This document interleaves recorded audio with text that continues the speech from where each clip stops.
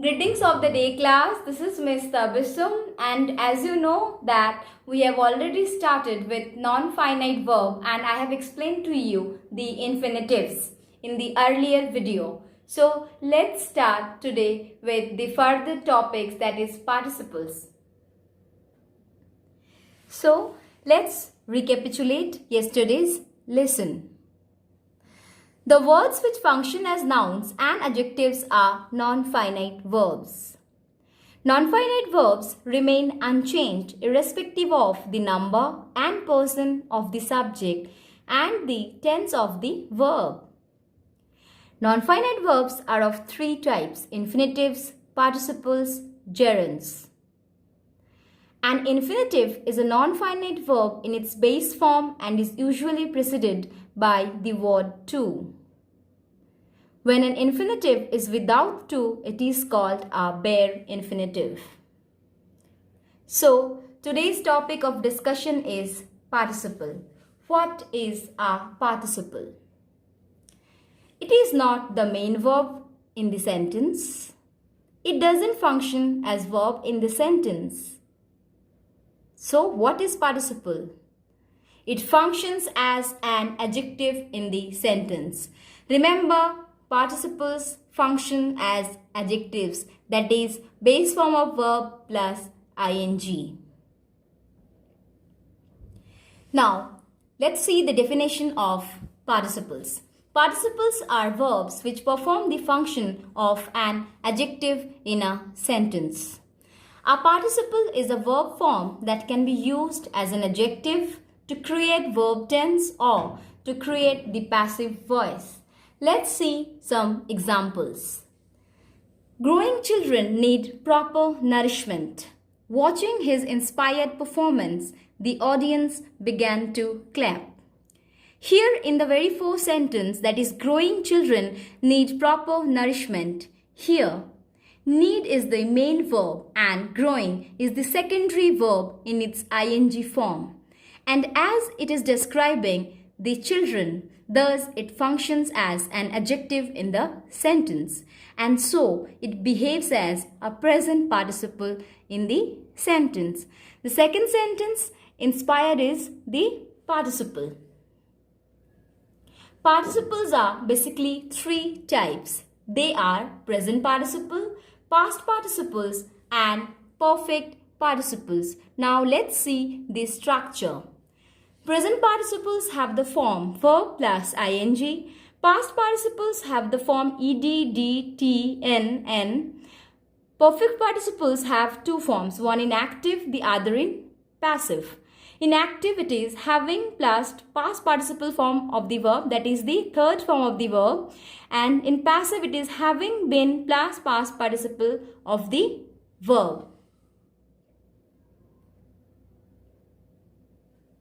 Present participle have the form verb plus ing. Let's see some examples. I really like this bouncing ball. He plays with the dancing doll. The diving board was broken. The waiting passengers jumped on the train as soon as it arrived. See the very first sentence. I really like this bouncing ball. Here, liked is the main verb and bouncing is the secondary verb in its ing form. And as it is describing the noun, that is ball. You can see it is describing the noun ball. And thus it functions as an adjective in the sentence. And so it behaves as a present participle in the sentence. The second sentence also the same. See, he plays with the dancing doll. Here, plays is the main verb and dancing is the secondary verb in its ing form. And as it is describing the doll, and thus it functions as an adjective in the sentence, and so it behaves as a present participle in the sentence. The diving board was broken. Here, the diving verb, here it modifies the noun, that is board. And in number 4, the waiting passengers jumped on the train as soon as it arrived. Waiting modifies the noun passengers. This is past participle. The form, as you can see, ed, d, t, n and n. Let's see some examples.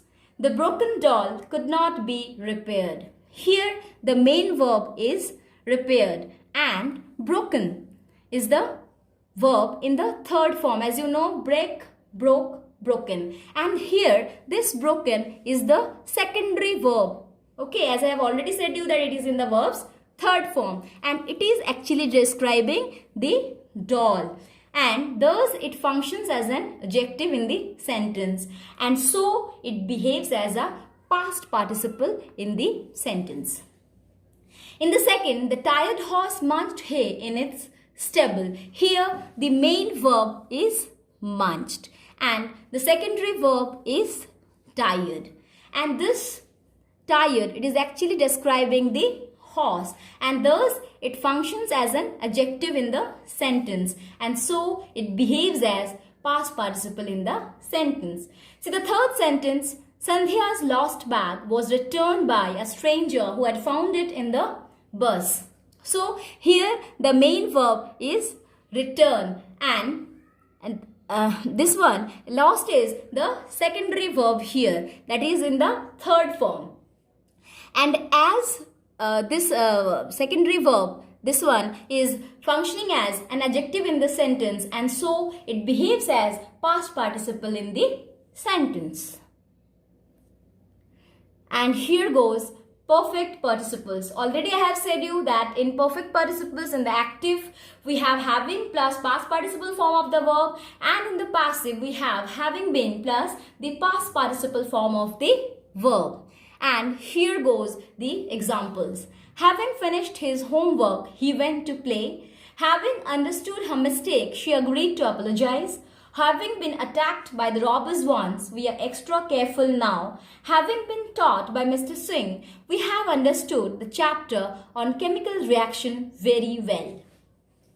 Here you can see that the very first action of this one, having finished, here the action of finishing the homework is completed and then the second action of playing started after that. So, having finished is perfect participle here. In the second sentence, having understood her mistake, she agreed to apologize. Here also in the same way, here the first action of understanding her mistake and then is agreeing to apologize and thus having understood is the perfect participle here. In the third, having been attacked by the robbers once, we are extra careful now. Here the first action of being attacked is completed and then the second action of getting careful or being careful is being performed and thus having been attacked is perfect participle here. Same as number 3, having been taught by Mr. Singh, we have understood the chapter on chemical reaction very well. Here, the first action of being taught is completed and then the second action of understanding the chapter and is being performed and thus having been taught is perfect participle here. Now here goes the classwork. Complete the sentences using the present, past or perfect participle form of the verb. In the bracket, the verbs are being given and you have to write the present, past or the perfect participle form. The first one, Mansoor is excited about joining his new school. Second, the blinding flashlight scared the deer. The verb here is blind and we have written here the present participle form of the verb, that is blinding. Third, the delighted chuckle of the baby made her parents happy. The verb is delight and the answer is delighted, that is the past participle form of the verb delight. The little boy wore his riding boots before the horse ride. So here riding is the present participle because it is qualifying the boots. His first published novel was highly praised. Published is here past participle. He felt their watching eyes everywhere they went. Watching, present participle.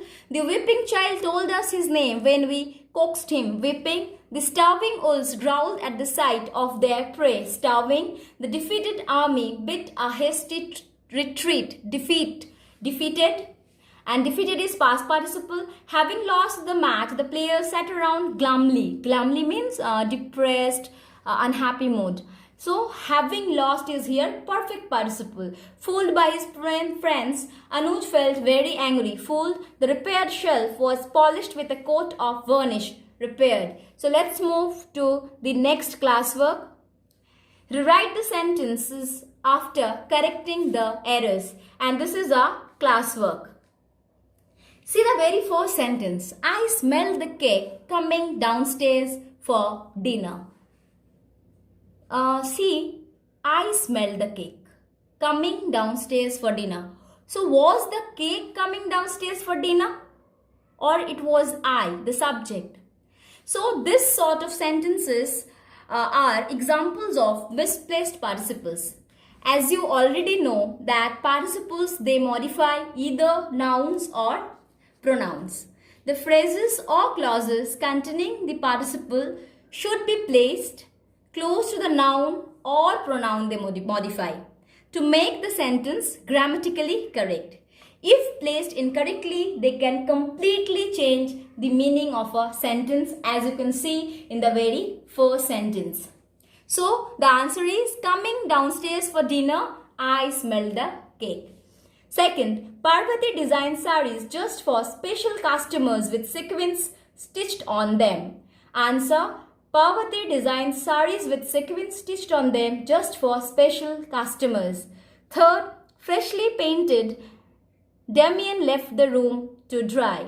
Answer, Damien left the freshly painted room to dry. See the question 4. With his tail held high, the jockey led the horse around the stadium. See, with his tail held high. So, here, is it talking about the jockey or the horse? Obviously the horse. So, the answer will be the jockey led the horse with his tail held high around the stadium. As already I have said you that if it is not placed close to the noun or pronoun they modify, then the sentence will be grammatically incorrect. Torn to pieces, I tried to tape the letter back together. So, I tried to tape the letter torn to pieces back together. Newly bought, Suman kept the painting in the living room. Suman kept the newly bought painting in the living room. See, question number 7. Leaping from branch to branch, I watched the monkey. So, is it the subject I that was leaping from branch to branch and watching the monkey? Or was it the monkey that was leaping from branch to branch, jumping from branch to branch, and I, the subject, was watching? Yes, obviously, it is I, the subject, was watching. So, see, just because that it is not written properly, the meaning is totally changed. So, the answer is I watched the monkey leaping from branch to branch. Last but not the least, Brian somehow caught the train running along the platform. Running along the platform, Brian somehow caught the train.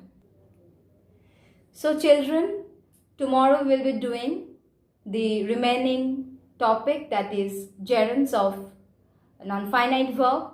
That's all for the day. Thank you. Have a good day.